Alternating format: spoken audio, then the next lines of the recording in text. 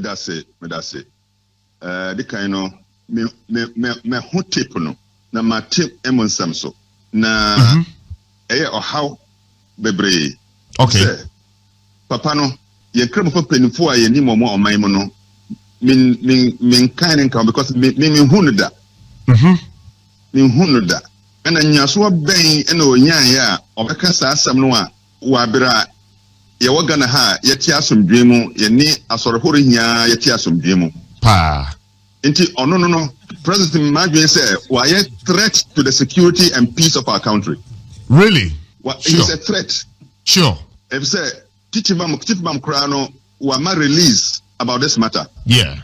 Abusua we de ebi ana wunyentie ensemo Sheikh a wasua Quran ni nsemo wo kan ya enne aye deja wo my Ghana ha ababa ye bombo ye teso no yentie Sheikh nsemo no wo kan ni bi mra na me kan nsemo nkyerɛw wo obedi ko Sheni Muhammad atam biara no ojuma ya chi wa yanku ente wana no wallahi okunu a wa ye boni e betima aka se police for me chimi wa ai wallahi tallahi okunu obekwa aljanna asimi si wallahi tallahi okunu a obekwa aljanna na mfa se abada chi watu onya na okunu ase wadi ko Sheni Muhammad atam Islam sum shishaya nyame ashisha to ono obi biara obedi ko Sheni Muhammad atam bia munya na abunkunu munchaliti afi ni sema waka ye ni afi yenko na yenkutie achawpa a wode babonten wo bra nkramofo mpanimfo bi efre no ka che ne sabrante nsem na waka ye de wanka ne ye fi se Ghana se de titi asomdwe mu a ye nyina kristofo ene ye ne sebisebi wono ma omo asom ye na nanom nyina ye nyina tefa akon asomdwe mu no enye sei ena ye de titi ye enti kono ko pachew e won sem waka na de ma yenkutie achawpa no a Sheikh wasade ba ye no se wei e achawpa Sheni Muhammad sallallahu alayhi wa sallam nechi nyanu ejidefo mahuni anyumlei ayansambi na ekoso amanfo ekeka ana mpanyifo efrefre me efasa asam no ho eno no de say last 2 weeks me khotuba ekire Sheni Muhammad sallallahu alayhi wa sallam bere ene Islam mara ekire se obi a woye ni sei mara Islam mara akire se yenye ni si to me kan sa no yam se mpenyifo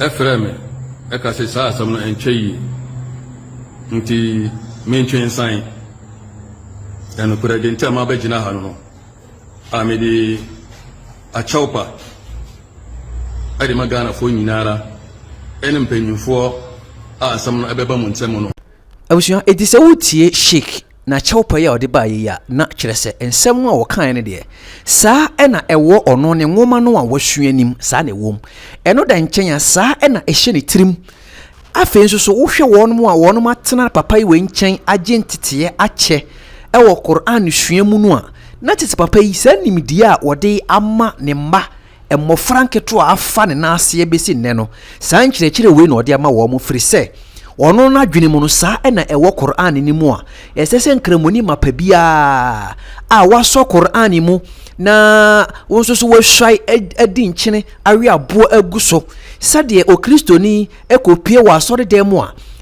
yemano ese bibi ewe urade din mu eka se ene mefa Yesu Kristo se mekra ne magye nkwa na mesom ne da na mabo Kristo som ho ban wasomdwe kwan so no saa so na enkramoni bia wono so ewo nkramomu a wono so a recite kalima shahada eye ashhadu alla ilaha illa allah wa ashhadu anna muhammadan abduhu wa rasuluhu nkramoni bia wono so ehwai akabia kire se wono so bebo annabi Muhammad ho ban enti se papa wei edi saa nkyerɛkyerɛ we tete mmɔfra nketewa ne adeade dem die be pa na wɔmfa ma wɔ mu wadi wɔ mu dem nanso so nsɛm ba yi papa kyerɛ sɛ wɔba bɔnten aba be pa kyɛw but ohwɛ na kyɛw pani mu a na kyerɛ sɛ wɔno de nokora no na wɔkaayɛ na emu menne sɛ yɛsɛ yɛ ɔmpa kyɛw de a waka nanso wasa timu sɛ nokora na ɛwɔ nkyerɛkyerɛ ne mu ne de ɛno a na ɛwɔ mu na chief imam de krata aba bɔnten o chief imam aba bɔnten aba be kasa afade ekoso yi ho empanimfo ekukudam wo mu ye nkramofo wo mu nim de nkramofo papa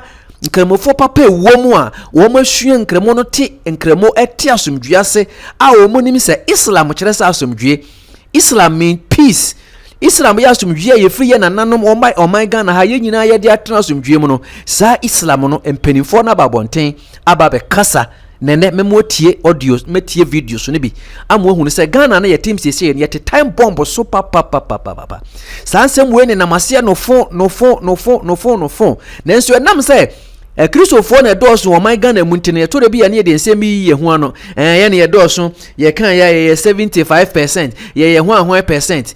Ye mbisa se ebra nkroma gi fa hodie mu Ghana na Christopher ye percentage sen e wo Ghana ebesi Rollins time 1992 na Christopher ye percentage sen e na nkremofo ye sen e na me ne wo kasasi ye ka koye population census so ye mbisa se nkremofo ye sen e na Christopher ye sen wo de Christopher ye ntena o man ni mo ne mfa ho ye ho e na ye de ye ne ye doso e na ye 70% e na ye solia na ntoriba kiriba nko a e na ye yemfa sa ne mane ho ye ho enne nkremofo enenam asien kakran eye somo a yenim se wo mo soso gidie se wo mo de ko aljanna wo mo so de ko soro aheniem enti wo mo soso ebo wo mo gidie ho ban na soso se ne peace council for ansole anyina na NDC mpanimfo ansole anyina na MPP mpanimfo ansole anyina na oman mu mpanimfo eka biewom ansole anyina mfa nko parliament animanim ya na wo man kan kwose san krata nkasa wa obesole atia obi som ananse wo begina oman Ghana yenye sharia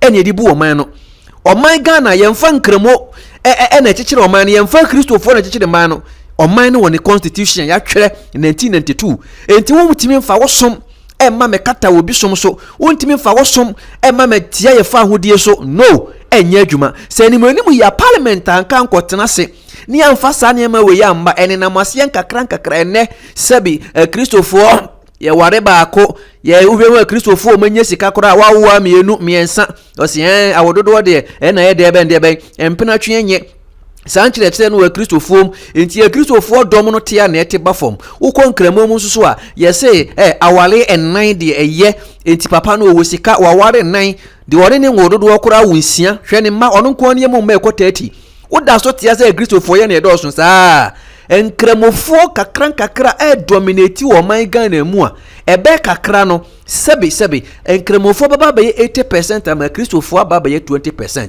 fi se enkramofo epene se uye Kristoni a ubetimi abankramom asumdwem ya beje wo so amwa ababa na enso so enkramofo mpene se uye enkramoni a ubeje akwa Kristofo enti yehwe enema ekoso wo man Ghana mu kakra na ehwe nkyerɛkyerɛ wo mo ede ekoro na no best mfie kakra ne ba bede adwa se ukọ piem wo Kwame Nkrumah suapon mu a Kwame Nkrumah University of Science and Technology enkramomaya domfu yeku ahodo ewo wiase amansan so yewo ISIS wo ho yewo Boko Haram wo ho yewo Al-Shabaab wo ho yewo Al-Qaeda wo ho yewo enkramofuo adomfu ye man a wonom de didi omutirima ne se ye hye amanfo oman we mo se mo mpene de be ya ne ba be hye mo man no enti wo matwa sika kese a wo mo de urukrutu nkramofo memu a ya wo mo pese wo mo support sa ne ma no ya wahana Kenya University student ba akoko apply bi eme ye be fa na koye okọ apply bi so person okọ dwen ne ye be fa no ye koye ne say o makotututu ametu aka no amanawu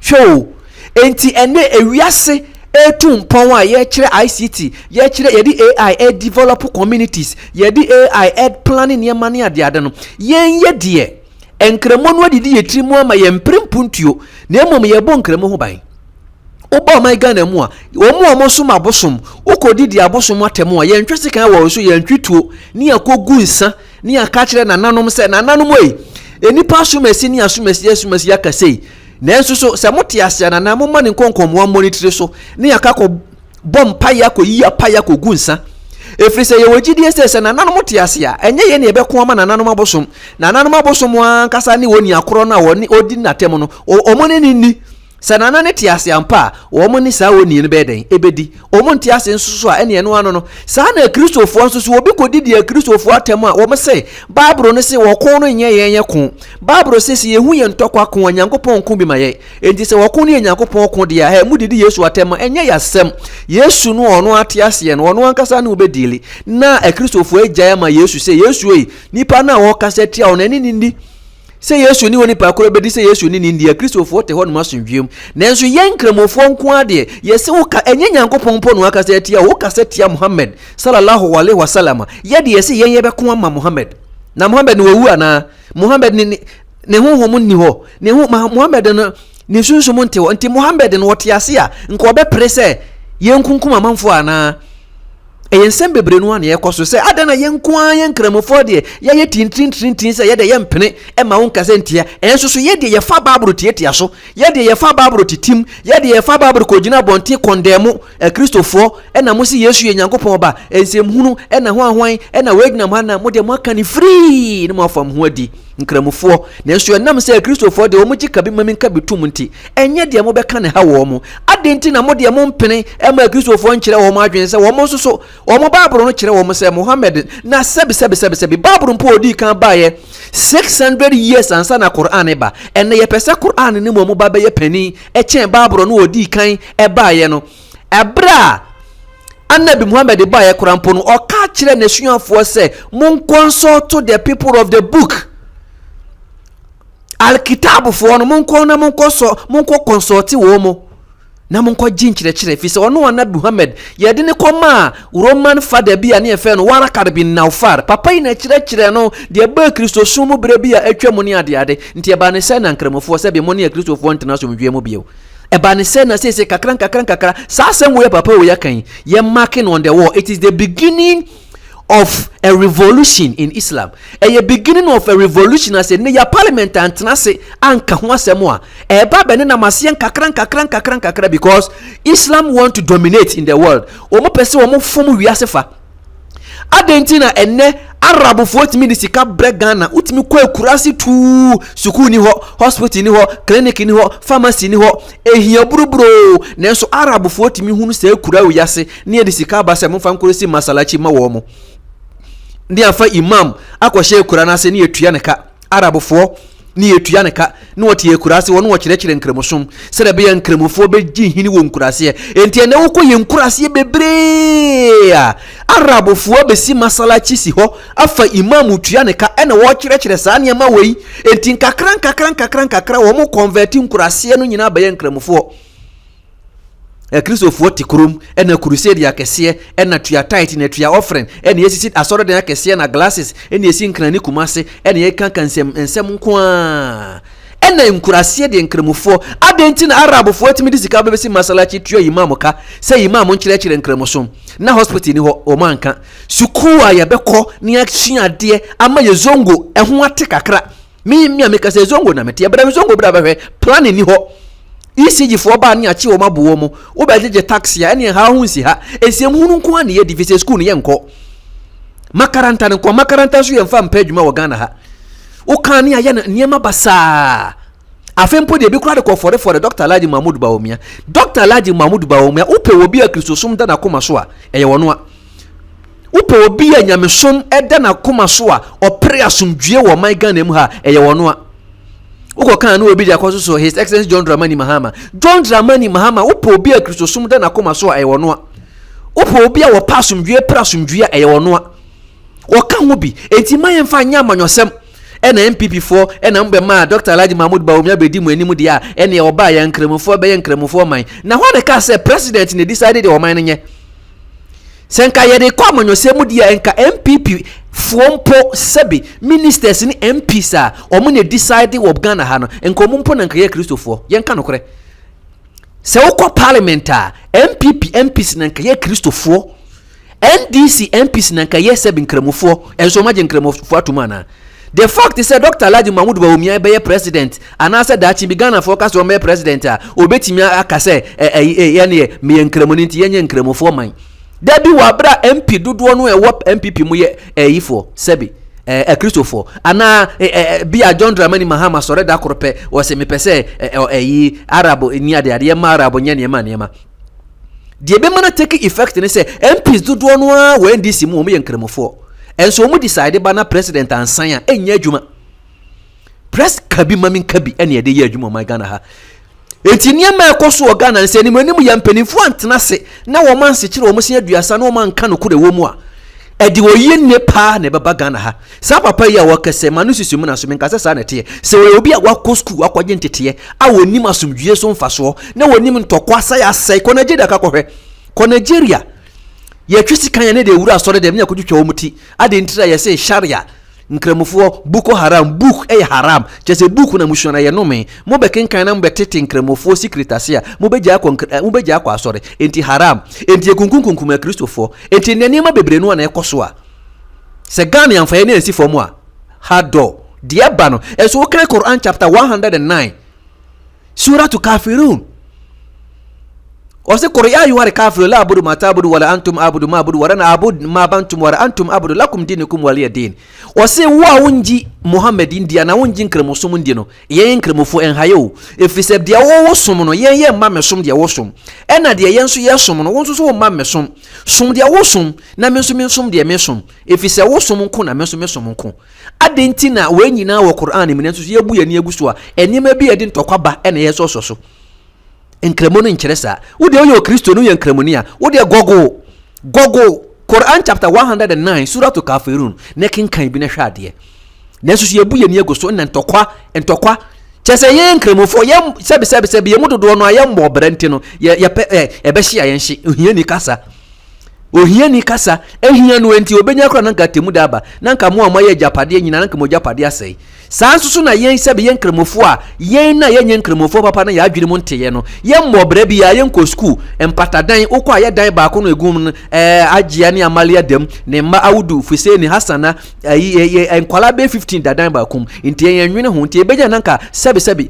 ewiase kra sei ebenya nanka ntokwa asi nanka wo man na sei nanka sebe yezongo na yen timi siesie ho no nanka ne trasa ko nyina asai abom nanka yen nyina ne yete hotu ko Nigeria kokohwe eno wo sika kura woni asomdwe ni ache oni ekun sebe Kristo ni mapabe pa no si Kristo aka kire ne se onkum obi mane mra meye nkramoni o mna meye sebe Kristo ni ensem fun ena ekoso ye nuanum kramofo ye nsua de se wo man am prioritize education as the ekoso yi no ebe chensa se wo man Ghana ne atimu no se ya ma enwomesua ni ani mukan na ye ba ye NDC ba ye na MPP fo ahye enwomesua se anka ye di enwomesua wurawura zongo aye be ma se be yin zongo fo so ya adwene motimi ate kakra ne ya adwene mo abie ne ye hunu kabi mami kabi so fa so fi se nkramoni bie ne ho no wa school kakra obefo de papa yi kan so da kremoni papa bie ne ho a wa school kakra a obefo de papa yi kan so da enkremo ya asomdwie Islam means peace.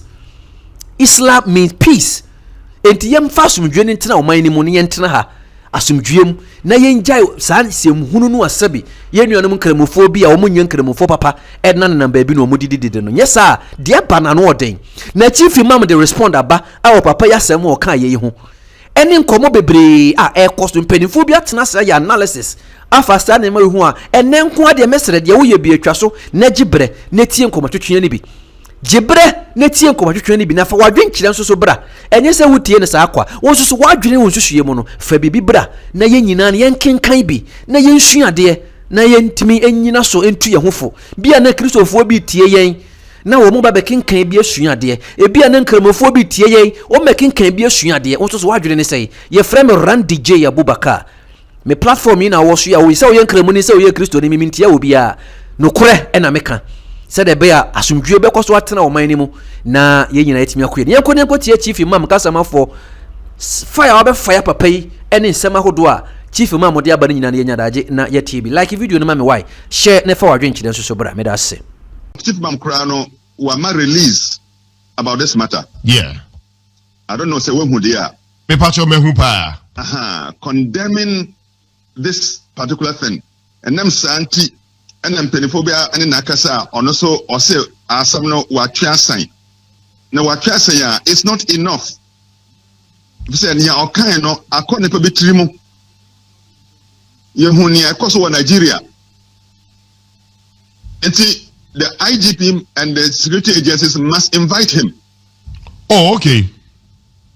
Yam friend no ni yam bisa no inya so ben eno yenya okasa Asem no ena Asem ben ena kristoni bi aka enam sante na hye ne bufuo ema okasa Asem no onfa ni nya ntodwa na yehu na sa Asem no mi nti ase wa Islam no ene Islam ne papem ene Islam ne church ene nko Dabi. Oke Quran no a yesi Quran say wa ma arsalnaka illa rahmatan lil alamin say wo commission ya mpa wo say brewi asem ha chisete wo beye huma bro e dia ma adasa ye pa wo say brewi asem ha be cheche yankopon ne huma bro say na sitie boniface ni odo na obi a ya pa nso mbiri sa adwuma woyi enna ye boni din na wo ya mo ne ye ya na ye twa ne paditi na huma bro na e wa he ne kure ye jinidi na ye bona bodin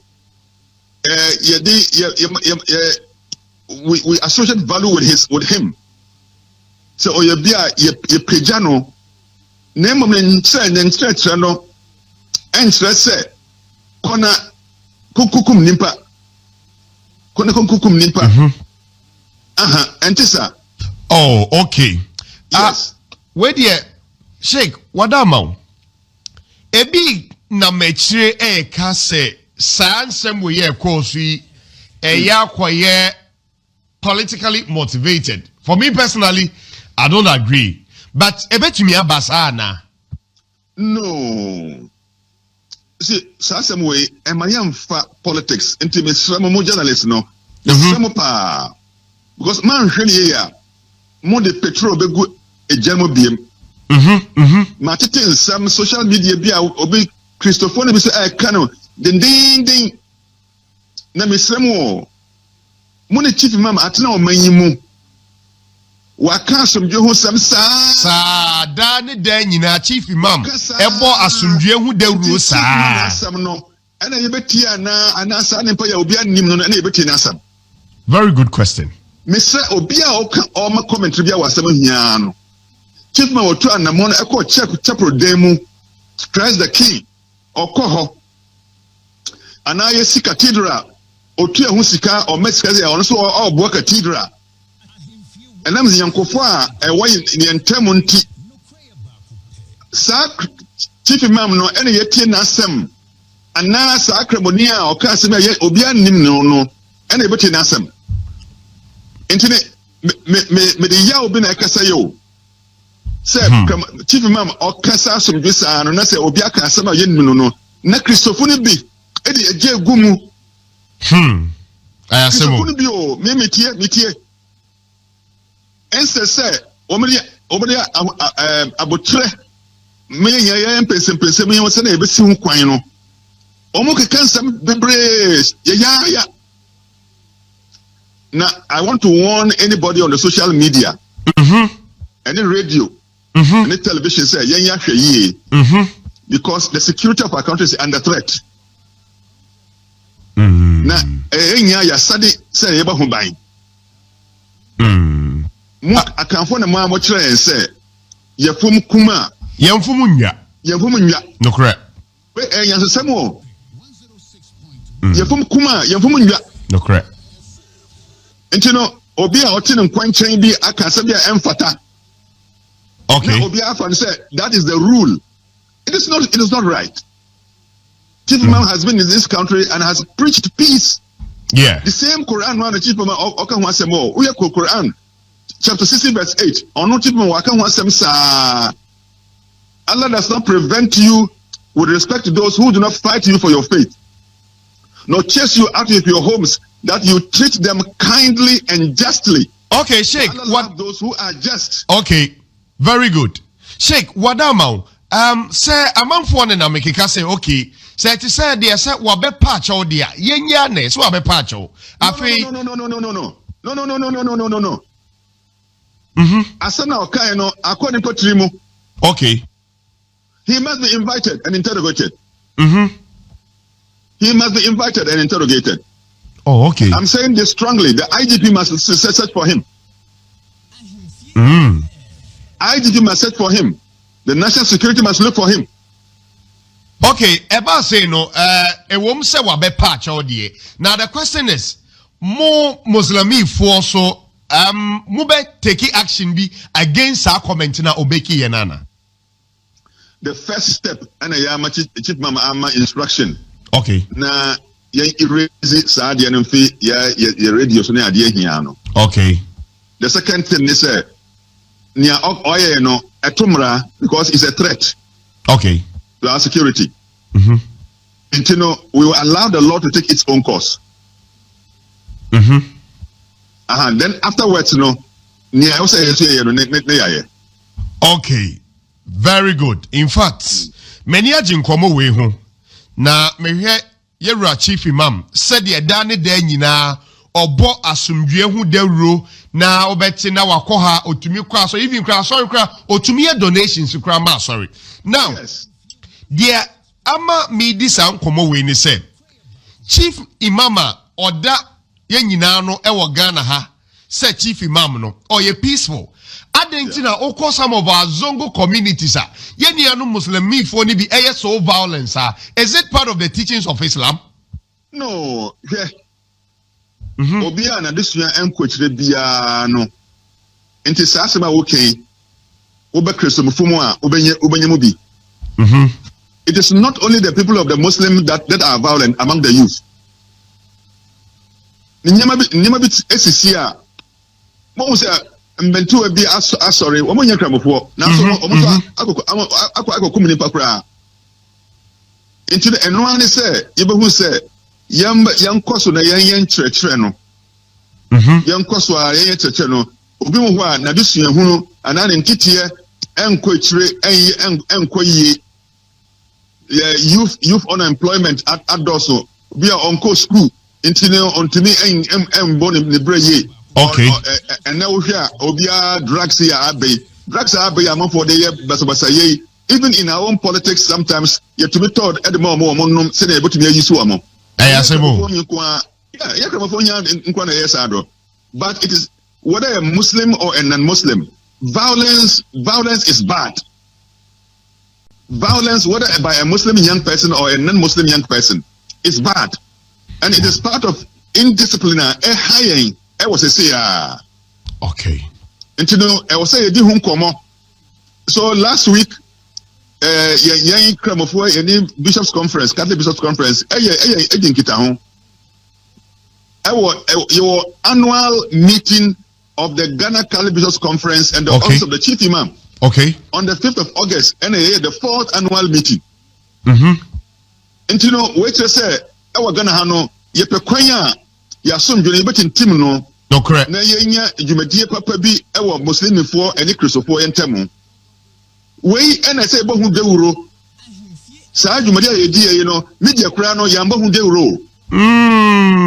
Saa dwumadie on the 5th of August we had an annual dialogue meeting with the Ghana Catholic Bishops Conference. Our national mosque. We have Bishop Senior omo abotre ne bibia no obaba masalachi. Oh, okay. Bishops, so Catholic bishops, omo Castle Senior. Omaba national mosque ewa kanda.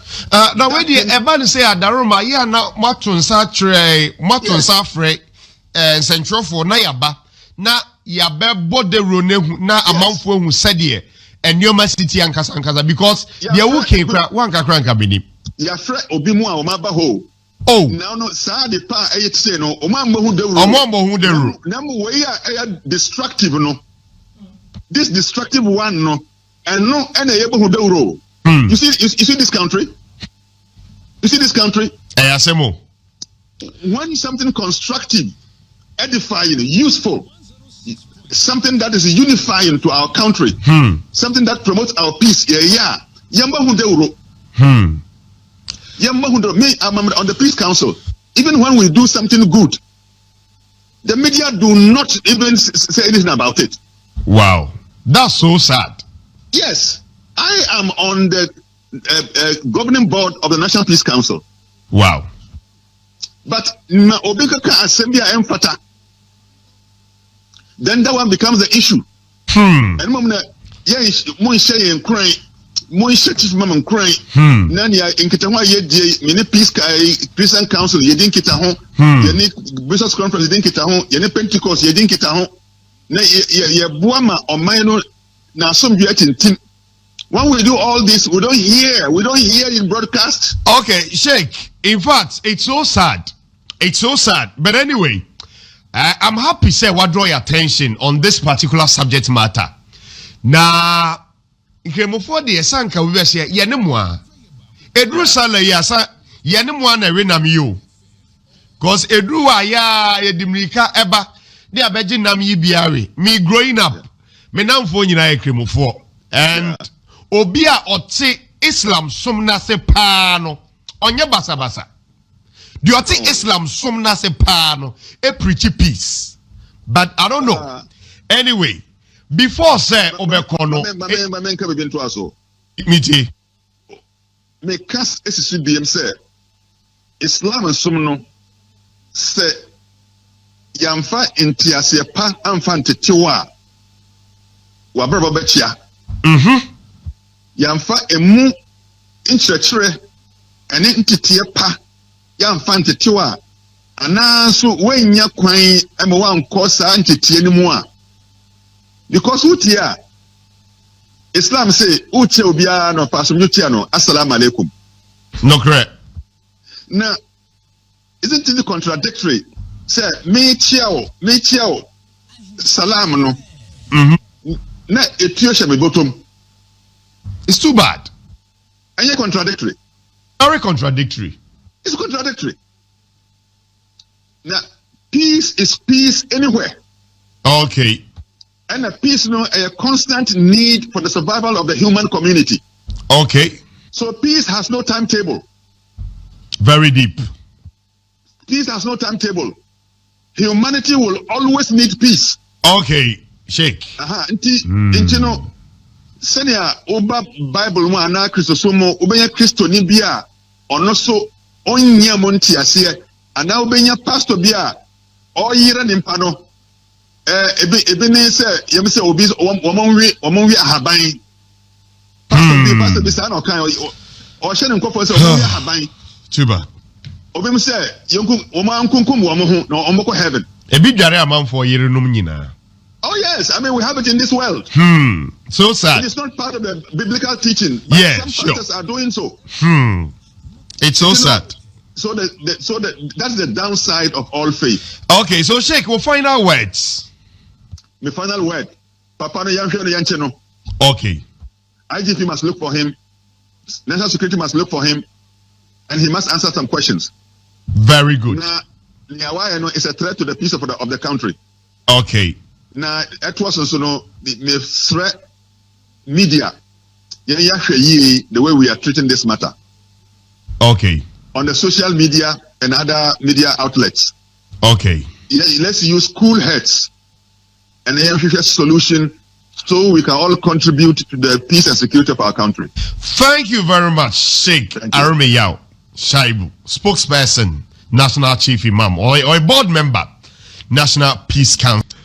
The other kind, me who video ana Sheikh Masood Abdullahi, kasa ansem no the achre nya nkremofo nko a because video de nya ba bonte a o ma mu nyina obi aiden ihu sure tie obi won po nye kremoni afi na nani ji nkremosom ho betumi afa saa asem na abie nkranhyesem ema eno aye nyina so de bekọ akọjoin nkremosom wa brempo a onnim nkremosom na ankasa emu hyehyeye ne nyina so so ti eno na ma ha me no enya nkremofo nko na oyɛ saa video ne de ma omo oyɛ ma Ghana ni wiase afa na nyina ti ene ma ade nsɛm ɔkan na ehu na onim wo hwɛ Ghana ha ɔma e friend Ghana okay ifiti bra ye chichiro me ye be ye ɔman baako a na ye wo emiamia bibiri na e wo Ghana ha ne ye wo de friend the Gold Coast Colony eye ase ho mfante areas na epoano areas no ena ne ye wo de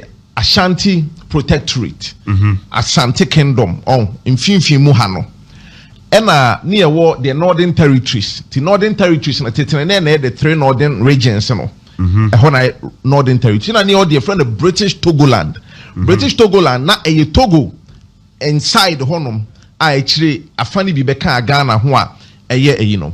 Okay. Na kremosom any Christosum nyina no.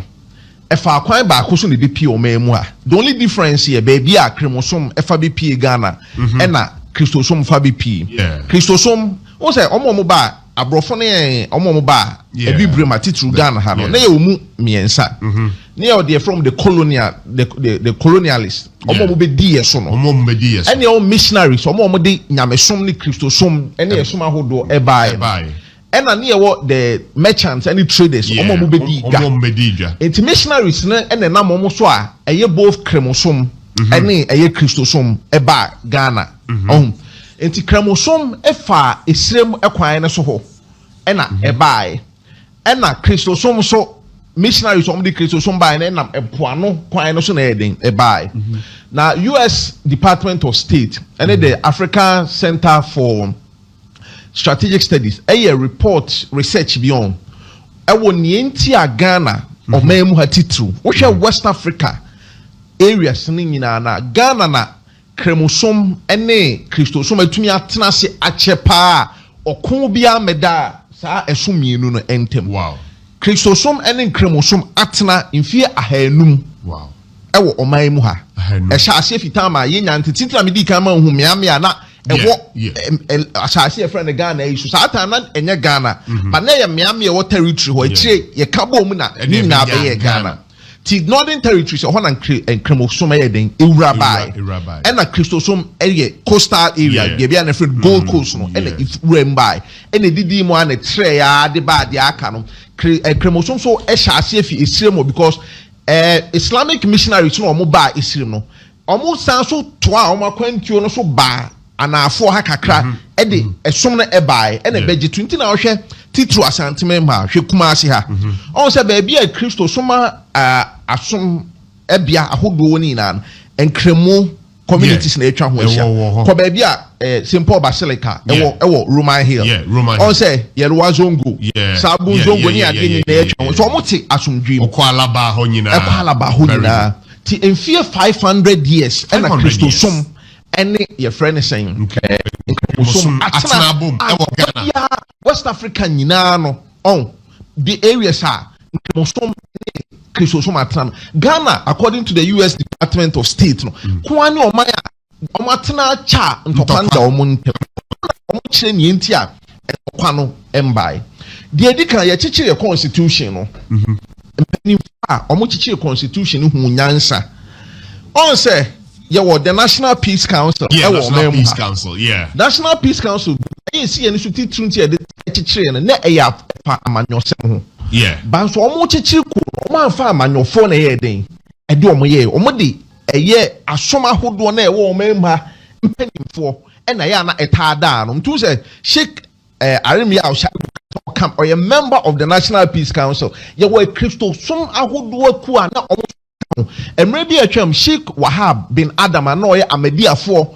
penny ewo no National Peace Council national chief imam so representative enti ye de sa asoma hodo fo na e de to no mo nyina akohia enam ebu ewo mo ntam ne adwenkyere o mo kire ntina de bia no eya amanyosem iko na omo ma eko ne sensam no ebro amanyosem so ebedu empempe so aye sa asoma hodo no mpo betumi aboa ma because omo ye amanyosem o mo nyina ejoin ne sa asoma hodo yi nyina onye kremonia oye kristoni ena 2021 population and housing census Ghana Statistical Service here and so say over Ghana ha about 71.3% of nipa almost some ewo mema no almost some ye Christopher and a 19.9 so ese omo ye nkremofonti asoma hodo mienu wi omo ne asoma omo dimu esan so dooso ewo mema ye omo ye Buddhist na de ka omo no ye den isa enti Christosom ene nkremosom de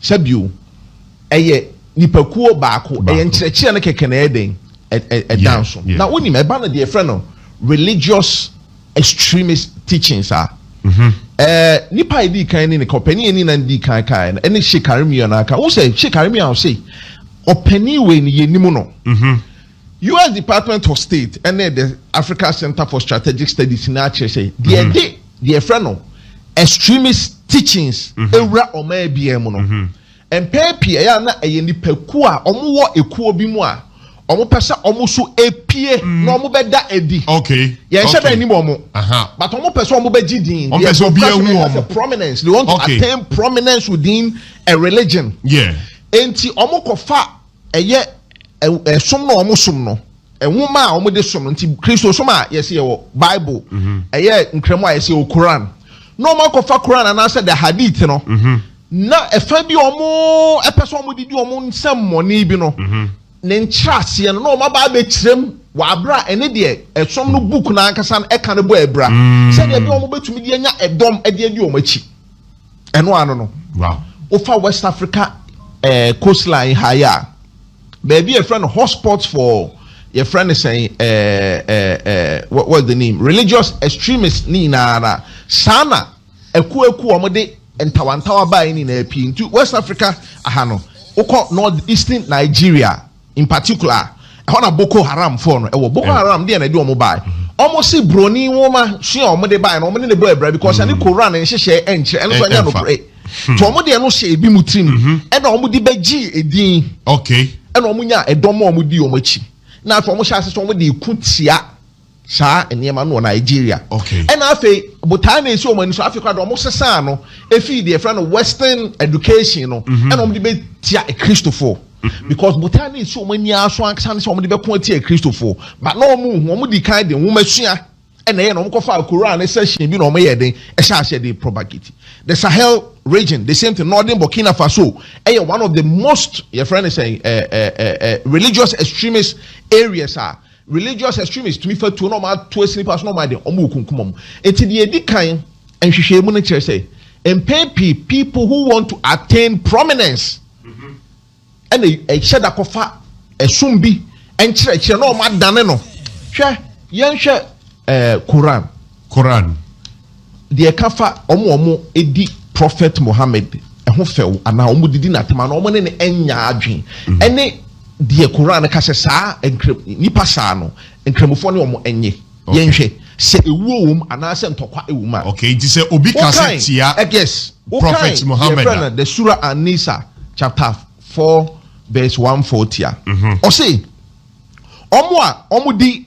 eye Quran ne eye Prophet Muhammad peace be upon him ehho few no omo nkremofo wo asede se saa nkofo no omo betwe omo ho afi omo na emmo omo mfa ntawantawa mbeto omo ne omo ntem de friend physical retaliation wow the Quran osaba the friend the Surah Al-Akaf 46:35 ene eye Surah Al-Musammil 73:10 o say omo nje okomsheni Muhammad endi no mu di ne ho aso no mu di na tem no enkremofo nya de friend a beautiful patience wow abutra efe emfama sankofo no na se ensem omo ka no ekoso ehye omo abufu a esese omo twe omo ho efi abia sansem ne ekoso edina se ahyase no nya abutra efe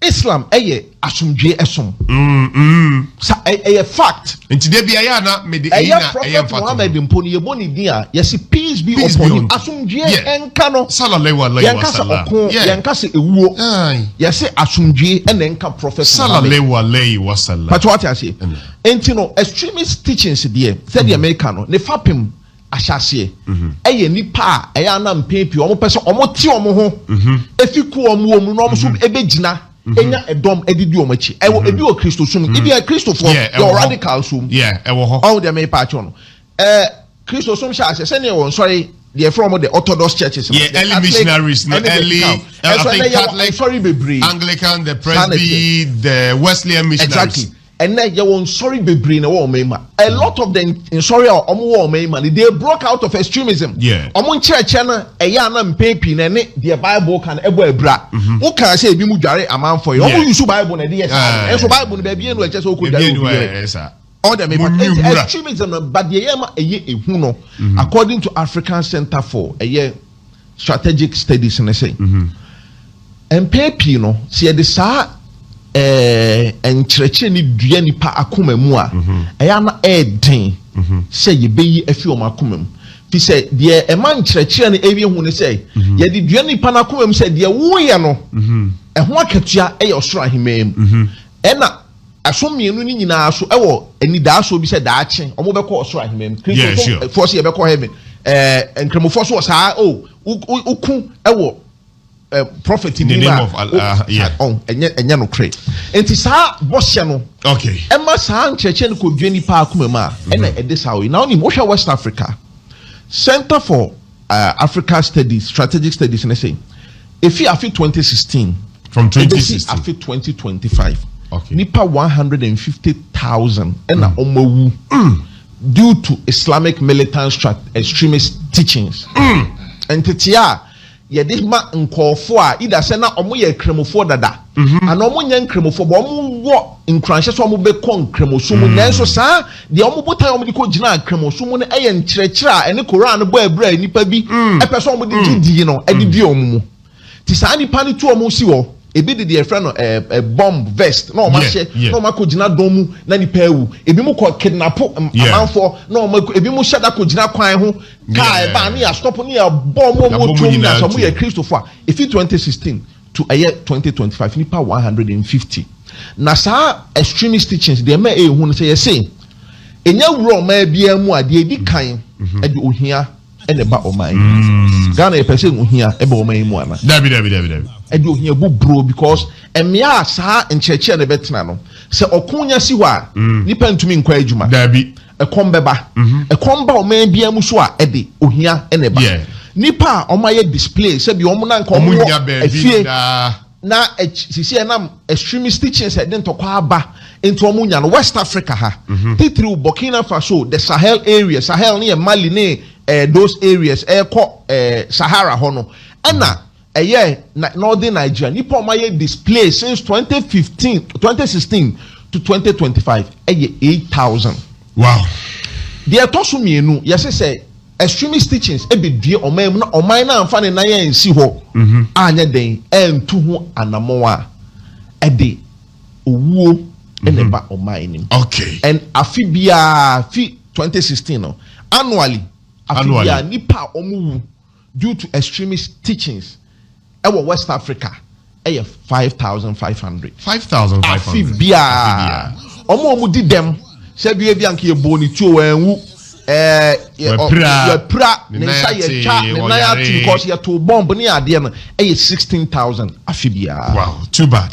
ɛno nti na ma ɛni sɛ ɔman yi yɛtena se sɛ nipa no ɔyɛ kristoni sɛ ɔyɛ kremoni sɛ ɔyɛ buddhist sɛ ɔyɛ wine na ɔnya hyɛ ahyɛ sɛ ɔde nkyerɛkyerɛ betumi de mpaapaemu because extremist teachings ni nyinaa no ɛyɛ anabote esi nipa kɔnse dem di kan sɛ ɔbɛte ne ho na mpaapaemu aba ɔman bi aso mpaapaemu obiara no yɛwɔ mputu nkɔso that's right sɛ ɔyɛ kristoni sɛ ɔyɛ ɛsɛ sɛ ɔman ne mmra ɛno ne yɛ deɛ ɛno deɛ US Department of State mpo report ewom sɛ deɛ ama extremism teachings agye hini ɛwɔ Burkina Faso ɛwɔ Mali ɛwɔ baabi te sɛ Chad ɛwɔ baabi te sɛ Niger baabi te sɛ Northern Nigeria Borno state ne deɛ ɛkeka ho no ɛyɛ because ɛhyɛ aseɛ no aban ne hu no sɛ ɔnyɛ hu yɛbu yɛni agu so nti ɛno ɛma me ne Sheikh Arimi a Shaibu ɛne ɔpanin di kan ne ɛkasa ne yɛ adwen sɛ saa ɔpanin wei ɛsɛ sɛ yɛ mpanimfoɔ ɛfrɛ no ɛno no because on social media wɔnya nipa bebree krom so wɔn ne yɛ adwen yeah ɔmo deɛ me patch na hwɛ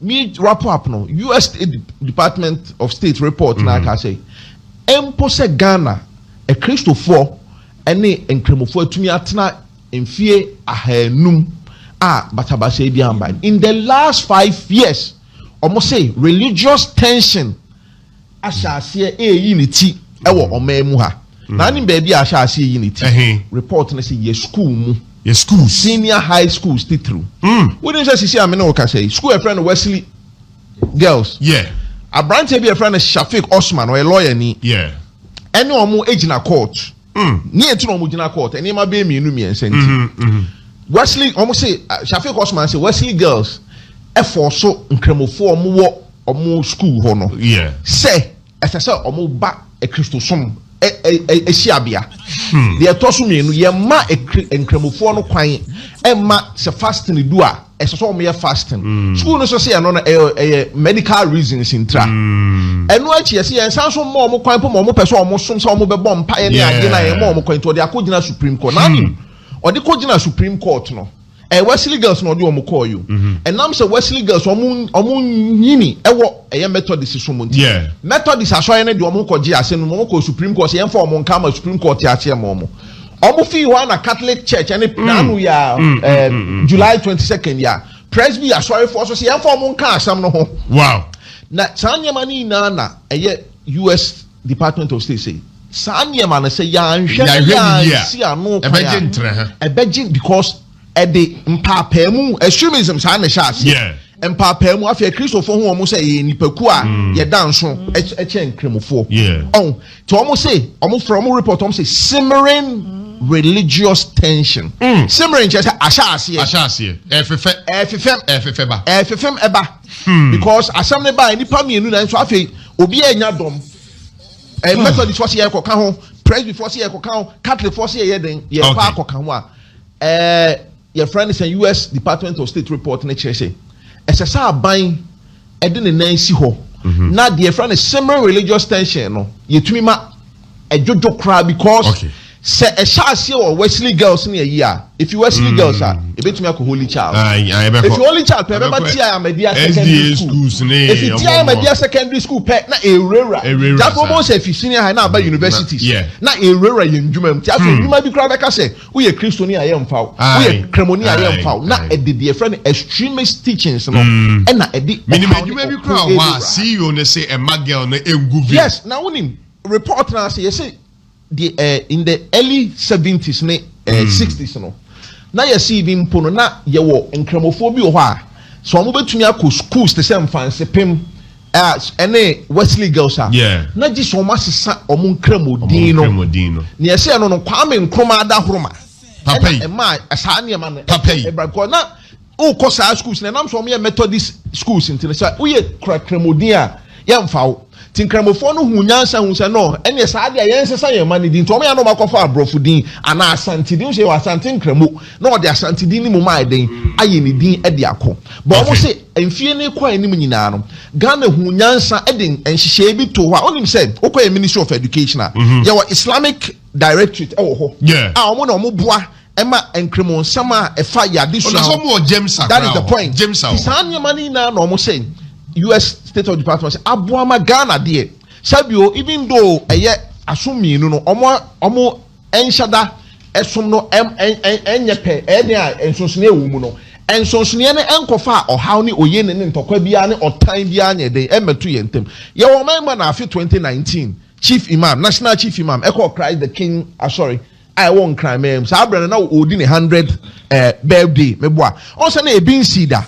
ye nyina ye bon aba so eye fe say a whole National Chief Imam atumi aiden atu anamo akoni nuanom a Christopher ho ene o makosom ema eye a Christopher di nhira o mo so wo ene odo o mo de ma na say wadi mfie ye friend say oha enti extremism there and I say extremist teaching there Kofi eni say on my Ghana eso so that say if Christopher ho say free heal any place yes so listen to you Tadawa he said the video that we did is a lie the video is on this media I will play everything but listen to this is one of his videos again threatening people another video again listen me can be there time is coming won ye bo locate mu fie more addresses media mu wo ye bo pum one wo fie me do emu me so nyansa enkraman ma for until say President John Dramani Mahama any interior minister Aben Babin empanyfo a omoye nkremufo a omo eye aban mu ebetimi akwochi saa Muslim ni na oka se obi kasete Muhammad amunkunu no asumdwe nyambai unimar ko ji amega sa boys na tata Christopher no social media no so ache rough UTI da wane ne nkofo bi wo ho a omo di nkomo e de fa Christopher hu di Christopher atem na Christopher aye din wo kan bi ti omo pom so mba beku saade na tete na wo ye bobo abo se boys bu afune nkremofo na marika futawu na ye etwam wutimi betena bonten kasete Christopher kasete omo Jesus Christ now the wakwa do be cassette Muhammad dia wo so betwa ne se kan akun as an ignorant before you are qualified to be called a Christian that is the gospel truth. If you are stupid to be a Christian, if you are not stupid you cannot be a Christian. You need to be stupid as an ignorant before you are qualified to be called a Christian. that is the gospel truth. Semi okai senka Kristo ni na kwatena oka sem wa wudi Kristo lu yesi komo attack no o matata o mo social media no so wache It is a IGP ni nko ofo tia we a security threat. Saa asem na papa ne beka to abonte na so be pa cha no. Boys ne ntiase. Until some bechi wo mo no. Mesi saa asem we tu ntwada. Boys ne beka so o mata to macho. Uko a lot of platforms of podcaster. Unu omu ye interview ye omu say wudi ago ebekun. No omu di ato. No omu ya no makwa akoda. We aba beka wi ato abonte wo fa ne tra. Enya ade to betwa. Listen to you, Chadawa. He said the video that we did is a lie. The video is on this media. I will play everything. I will play everything. But listen to this. This is one of his videos again. Threatening people. Another video again. Listen. Time is coming. You will locate more addresses. You will put one with you. And claim my ma. You can't tell them. How dare you? Make my money out. I will fish you out. Make my money out. You heard him? You heard him? All the good Muslims who come on my platform that Islam doesn't teach this. You heard him? So you Chadawa today is a bad Muslim. To protect Islam, you can even reject you Chadawa. You heard him? That a time is coming. The police will ask him which time.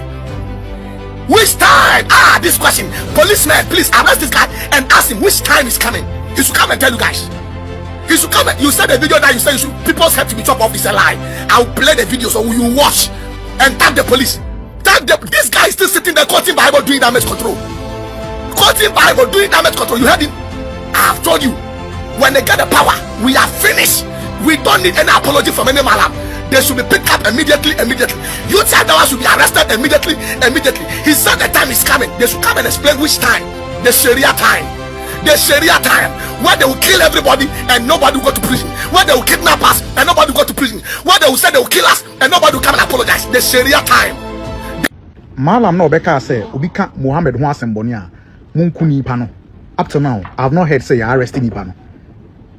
The guy ne kan no eye almost treason. Eye boni eye criminal.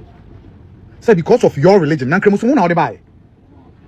Ghana is not for Islamic people. Ghana is not for Christians. Ghana is not for religious people. Ghana is for Ghanaians.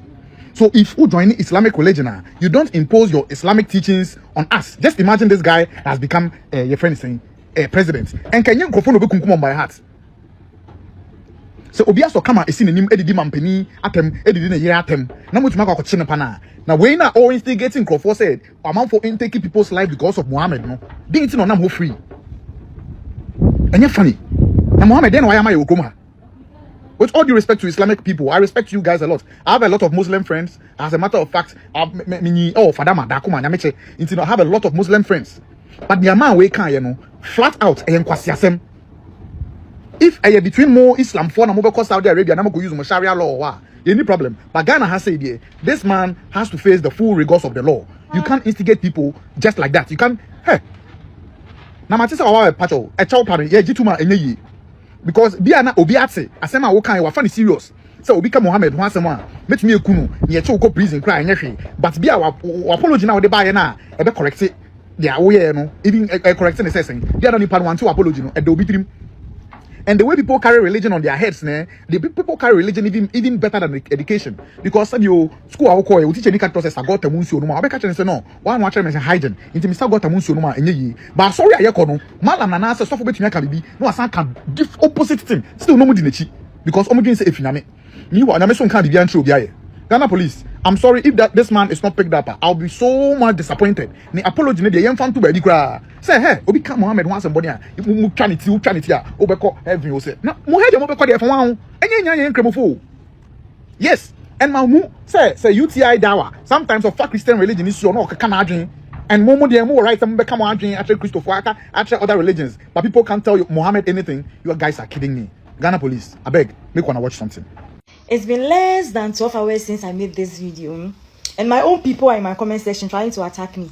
But please, me, I stand for the truth. I've had some people even blocking me just because maybe what I'm saying is not going their way or not in their favor. Me, I believe in the truth too. Me, join you Kuopia, so I don't give an F who you are.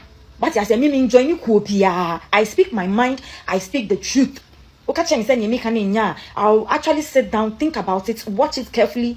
If I'm wrong, I'll admit. If I'm not, I'll mess up. Do you understand me? It's been less than 12 hours since I made this video, and my DMs is getting full up already. What do you say? My DMs is getting full up already, but I'm coming to hit on it again, guys. previously I said, say, a true Ghanaian will never speak like this. I mean, a true Ghanaian Muslim will never speak like this, like the way this man spoke. And then when I said it, some people are like, which I understand. Now tell me, some time ago, you people, I made a post say Ghanaians, we are slow into action, but when we decide to act, we act. Even an Abba and Makapa can be sad. What I say. So as a true Ghanaian, so Papa you be people kasasi.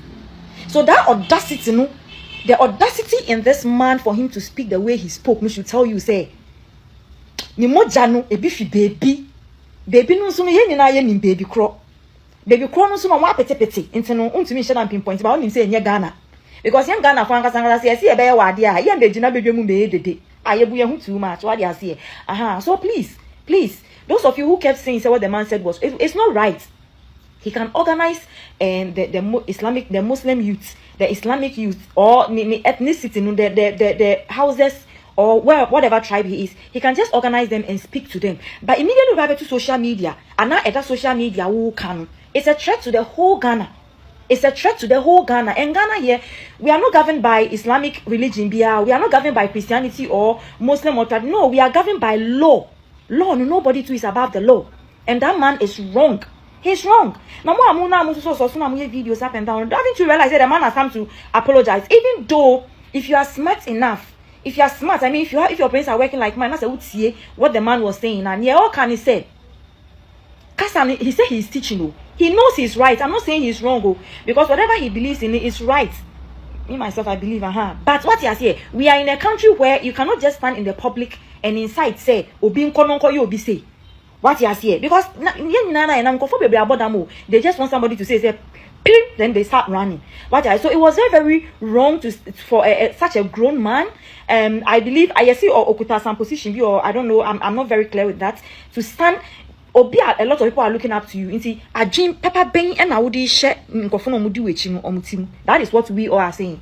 If it is your family members, you can just gather them and tell them that. But for it to come out from your mouth straight, he knew what he was saying. He knew, because in the first video he made, he was like, police and then he said it again. He knew what he was saying. Maybe he was saying it to trigger something so that he will come and say sorry, because most people are doing things and never say sorry later. Because they know that Ghanaians, we are very, very loving, we are very, very forgiving. This man doesn't have full 100% blood in him. So he knows he is sorry. The Ghanaian in us will forgive him. But you see where the law is going, the way people are talking, the kind of thing that is happening in the country. We are not taking anything lightly. We are still waiting for the authority to come and tell us something about what this man said. We don't care whether he apologized or not. We don't care. The harm has already been caused. People is know why sorry? Why sorry? Back. And second video now why to say sorry. Not everybody is going to get that video to see. It's no more. I've been final from your first video. It's already out there. They are going to work with it. Let's just say I'm living in a compound house. This is here. Now me boy, I say Muslim. Okay, say Muslim brand best struggle. Hey, please. When you are standing in public, things you say you have to be very, very careful. Malam na osende se ekoka se tia Muhammad a wonku no matra was watching. Na me hwehwe Ghana police full pages me hu me gudu me investigation. Kapu the me padi no e watching keko e do dem. Wo obeji ko Sheikh Muhammad atam biaro ojuma ya chi wa yanku ente wa no wallahi okunu wa ye boni wallahi tallahi okunu obekwa aljanna. Na mfa se abada chi wa tum. So bi ye ya Mahama na se obekwa akodem wan yi ada. Obi osende obi ya Muhammad a wonku ne de on Jack e do ko be 5 years me na da o. Me on de wa be pacho na de but forget. Amedi a chaupa. Adi magana fo nyinara. Man ka se Ghana ni bi enkokum Ghana ni bi da bi min kan sa. Beda e yonya a chaupa sem. You for go jail. Oh Ghana de wom ni yim. Forces a wo hye akira ama peace na ele enjoy wo krum ha no owo ha. The corona Jonah Bibi, oil peaceful like orgy. You know the forces that the Islamic Council, Christian Council, and the Traditional Council plus the government. Wow, more this year, ama Christopher no be able to what you call them. And listen, let me teach people something small. Tetewano na ekasete bibia sovereignty bia obokun oye normal. Eba Bible numa Israel for no okwa akon Canaan for a day. No ya akudi that time no. Na culture na wo ya akudi. The same time now what the Quran so no ya akudi time. bibia ye konka obekpa be konka wo na ade even traditional yen awosomsom for kra those days kaseti ohina abrafo baba bokun you understand ohini wa wode uti wode bokwa kosie no so it is something where ide UK ha tete ho e kaseti ohina oba bechi wo kokun into a tete life in the real sasa Jove's na for kra wo mbra no mu ye den kra mo jambra kwa wa ye changes so we are seeing osisa. So the new religious people are aligning their religion with the new rule of law. Into obi a one co school, obi a one na krasi, no be join akade eya Muhammad a wonku. You have to go to jail. Apology na about put them found cry. Ede ko jail. No this set example champ of them Jimmy into me Jim. The energy na dey preach there. Wonko kun obi o ya Muhammad and fe preach there one fam clinic waters was zongos. Na zongo fini onfi ho. Ah, nkonya fe. Mi je we metas ba yo. Kemofu obedi wo eyipe na ma ahya ho me twa picture fefe ono na no hu hia obi ya Muhammad na akada akwanya na akada chene wonye de maden oma mpuntumba Jimmy ededem dem wiki on mesi mo kon da kemofu na ba together now yet ma watch anything. Let's promote the peace we are enjoying in Ghana. Dem Jimmy no infaso. Muslims in Ghana mama yenya real yenya honest towards each other. Or minor yetim, Ghana na yetim, any Islamic country. Population of Muslims, ketuebi, and nada, and kana Islam asiatra Ghana, and nada. See a cousin cremofo, and also Ghana ha a real statistic, and yasama yakanika statistic, eshe, actually, you bet me detect all more doors. And as ongo communities, you know, mommy and say, we can associate northerners to Islam because over northern region where ya wa omo nyankremufo.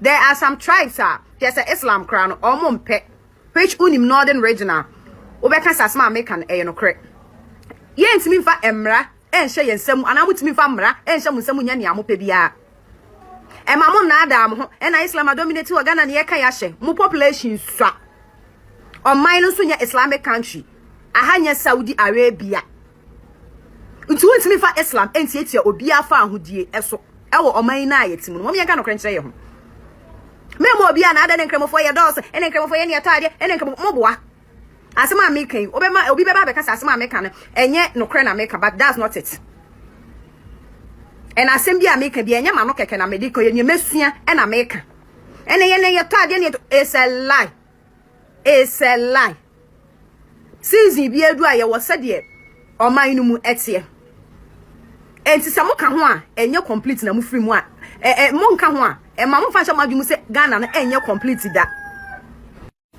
enye hwe Islam fi Ghana mu a enye hwe and I say the population of Islam e fi Ghana enfa hwe me Ghana for asumdwe na Ghana for pe untimi eni Islam achi enfa emra enhye wonsam enkeka nsem basabasa thinking say e jihad wo yesa wo be ko heaven wo heaven na wo pa akono untimi fa ntie obi fa ahodie so asem America mu behu mi say asem ye evil bi but no kre na America akiro Muslims entimi nkonka Ghana enya possible that the population of Muslims in Ghana less papa enya me na America statistic dia aya to ho mom yenka no kre nkire ye ho she oman bia wo mo tradition omo culture omo de chechire omo mind say faith omo je esum bi dia sa culture ne tradition ye ntwitwam na ebom eso nete mu be dia dan se mo ko Saudi Arabia enye me bi wo Saudi Arabia ye ya enka Islam som ho ultimi nkofa ye no mfa amba se Saudi fo ye ni saint ye nso ye nya ni saint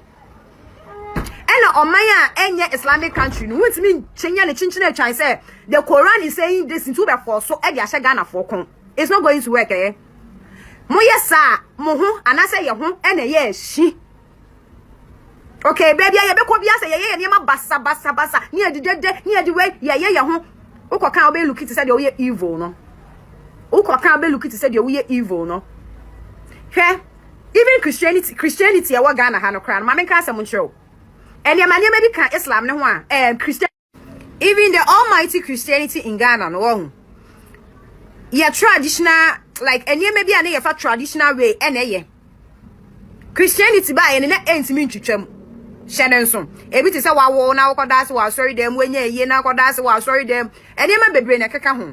Na ye amamre. Ane ye no traditional way.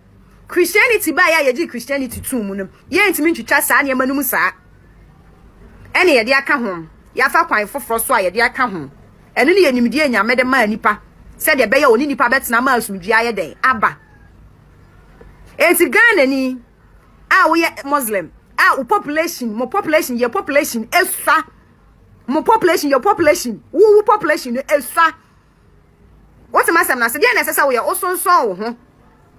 Christianity came to Ghana long time before Islam came. Men fan shawaji mu da. Because so baba betu Muslims are going to conquer Ghana. Enya possible. Even abosom kra Christo sum entimi entwetwam. Na Christopher no omo betena mu no. Omo fa nyansa kwan bi so. What I say enani abosom fo edetena ye. Ede eni kukukuku ne kekakeka ase tumi so asa ahoden so. Na chese papa ya se mo beka ya no se yenkum obi because obi a disrespect ade a ono no onjindi. Christianity app you so TikTok I mock Christianity papa so won't me fa Islam pran kan se mu ni agro because mo say yemfa Islam eni agro. Yemfa Islam eni agro. Enti bibi nko ye kura won't me nka. Bibi nko ye won't me nka. Ade enya kura na ade de se de yedi hu adanse na enya sa na tie. Usua ade efa ho na pese wo kire se oh da bi ade wei se de yehunu na enya sa na tie a eno kura ye problem. Etu wo knowledge bi kura wo ne Muslim youth be share wo bibi a ne Muslims be share a de asumdua na se edi nimdie foforo ana nkyerɛkyerɛ papa bi ebetimi aboa na usuro se obɛkyerɛkyerɛ. Usuro se obɛkyerɛkyerɛ because ye beto ya no agusu adi watem. Edidi atam ne sa ne ma na amu ye ni nyina so mo fe o se no so ye jihad ni bi. Ewo omanya eye Christian country bosom ne ye de kyekere oman no e Christopher ne ba ye omo ne abosom fo ne nyesa na omo ne omo ye yo omo to omo bo ase de nkakran mo me yankan no kran kyere ye ho akwade ko Presbyterian school okọ Catholic school okọ Methodist school okọ Adventist school oye kremoni no akọ hyenhye ya hyenhye tinta munsi mosque maye munye yese Islamic school ben yesi asori dan Islamic school ben yesi asori dan Islamic school ben a Christian akwada bi ko bia ya ka chen so kwan so so kwa asori mommy yanka no kran kire ye ho papa ya semi obekan mo se sebi wanwene ono fe so wabeka eye jihad o ono ne fe so wabeka eye jihad ni bi waka untimi enforce obia wo Ghana ha untimi enfa bibia nhye obia kwa untimi ko gofa mra wo Saudi Arabia say yefa mehye ho yesu so all can say no feel say jihad ni ono nso no feel say Islam honhom tinimu na ni adi nkukodrofo no obi be ye obi nso wakwa attack no nyame ampata ko obi afa kire kokum obi ono nso agin mu no feel say jihad mommy enka no kran kire ye ho ye ntimi nkofa Saudi mra magana say ye ba bedu so yesu so Ghana ha football kra na mo sin kremofo bo bia enye ye ball ayebo e kan crofo talent e show omumu ene Saudi Arabia omu team football team Imam be show bi wo ho ye it say omu tuaka e create revenue e de ma wo omu the players sign players papa because omu believe in say and also can entertainment ho a e de ne ma beba e so Ghana ha ye kan kremofo kwada na o metimi abobo ahye. Muslims are scared to be exposed like omusro. Exposed ye be already. Enim diaba adisuaba Saudi adisuya no ko internet so a ewo ho. Bibia wo internet so no kre mo hye ye keteken ye niema na ye hwehwem na enya no kra. Esom no so na bete. Ena esom no e ya abotre ne nkakra enya force. Enya dede ene ntiatia mu ne force. Na mo be hu nipa bia se nipa bia ya bonsam. Just because they work can nipa na ntiase won jintum. Mommy enka no kran kire ye ho. Papa na sem na obeka ye no. Enye na enieme bia nkramofo ye no Ghana ha so enye force. Obetimi akwa zawi akoka chom say Christians ebe.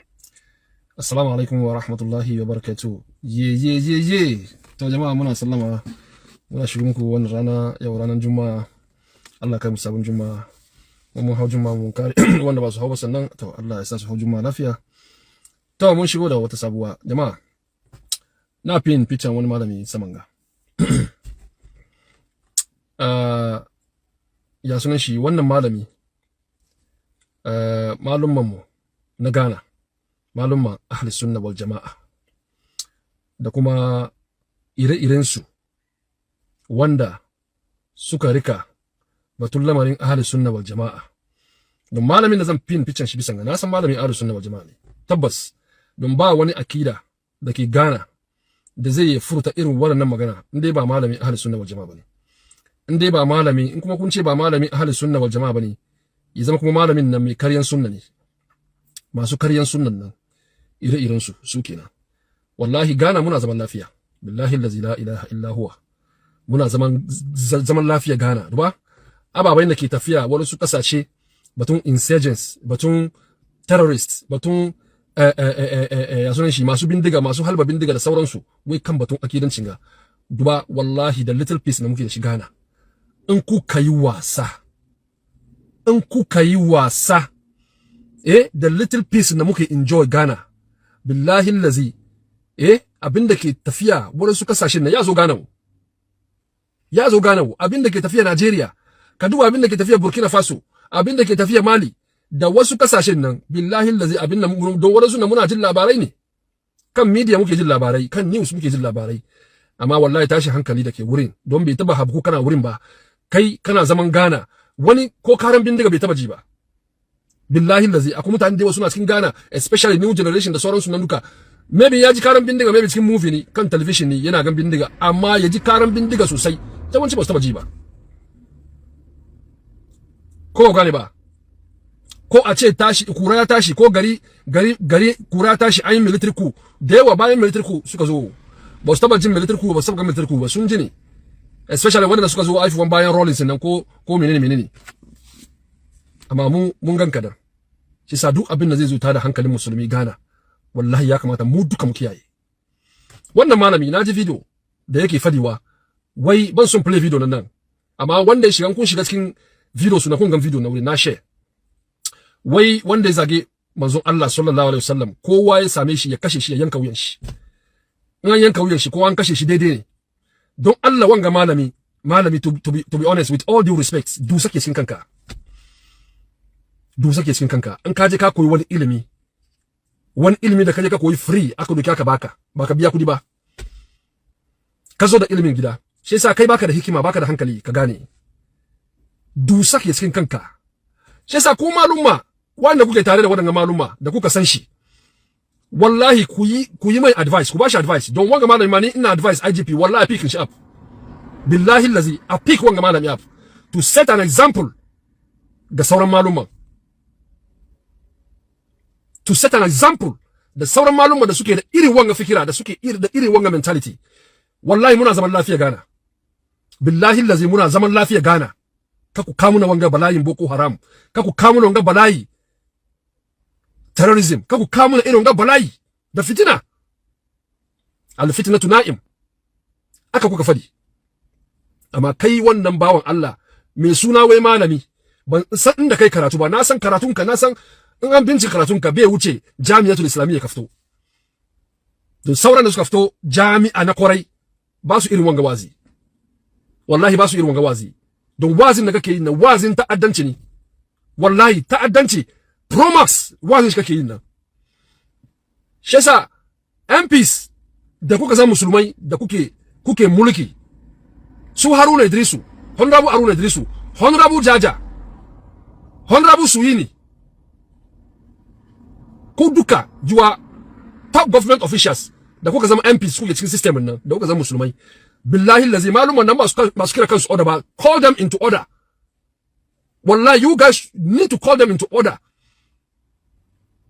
don't need at this gentleman na call attention President Mahama wallahi you need to set your reform now you need to set it well kuma most of the reform now it has to come to the religious side kake kaman ka ignore President Mahama don't do like you are ignoring the religious side of the reset because all these areas now you need to reset it because kaga irin wazin da mutanen ke yin ga an fara shigo kadan shigo ba zurfi wallahi President Mahama you need to take this to note irin shi Ibrahim Traore ke fight daga Burkina Faso irin su Asimi Goita ke fight daga Mali irin su Chiani ke fight daga Niger this radical people radical mentality Radical individuals parading themselves as imams, as malams. They shouldn't cause any problem for Muslim Ummah living in Ghana in a peaceful environment. Abinda ko fara shigo wada shinga malamin ga mba ta kama break ba ci mai break ba wallahi billahi lazi ire su dewa na Ghana ire su duwa they are like a living cell they are living cell. They are there very quietly. Kaga malamin ga if he is able to get away with this beji ma kun ga wani kuma crop up billahi lazi beji ma kun ga wani kuma irin the similar statements nan za ku ga sun fara fitowa sun fara shigowa. Chesa tunda wuri wanga malami he needs to be picked up wallahi. And IGP needs to pick this man up to serve as a deterrent for others. We don't know how many of this kind are there in our country, because they are testing the waters. They are testing the waters. So this guy needs to be picked up by the police or by the secret service, BNI or whatever. Wani irin lamari kenan don Allah da annabi malami dusa ke kanka ne, dusa ke kanka. Ghana is a secular country. For crying out loud, annam ma wannan ga kira su arna wannan wai ma ban son na yi su yanzu don na san malan shi yanzu. Wanda ba zan musulmai ba, da mu da muka zama musulmai sun dinka mu da wani musulmai Ghana. Mu da wani musulmai Ghana. Da kai da ka fito kana ce kamar wanda ya fito yana zagi manzo Allah ko wanda ya fito na cin mutuncin manzo Allah a yanka kanshi a kashe shi a yi menene wallahi kashe wanshi ya halitta ko shi kashe wanshi ya halitta. Wani ne maganganu kenan don Allah da Annabi me muke ganin ga sai kuma la fara sa musulmai ido don Allah abin ga an kashe wutan shi da jimawa Ghana yau ba shi Najeriya ke fama da shi gaba kan shi Boko Haram ya fara fa ka kuma tawo kan shi Boko Haram ya fara yau Najeriya ana fama da shi mutanen nawa suka halaka kan wanga hanya wallahi malamin ga in ba ku bar an pick shi up ba wallahi he will learn his lessons. Shesa wallahi more videos after wanga malami dai wallahi bai kamata a bar shi ba wallahi ko baban wane ne ko kakan wane ne bai kamata a bar malamin ka ba ya kamata ya kwanan sawan for some time in ya fito ya san irin wazin da zai kuma president Muhammad wallahi you need to bring a reform. You need to bring a reform on religious tolerance, gender, on the way people have to be preaching. I'll come with more videos. Assalamu alaikum. Please share this.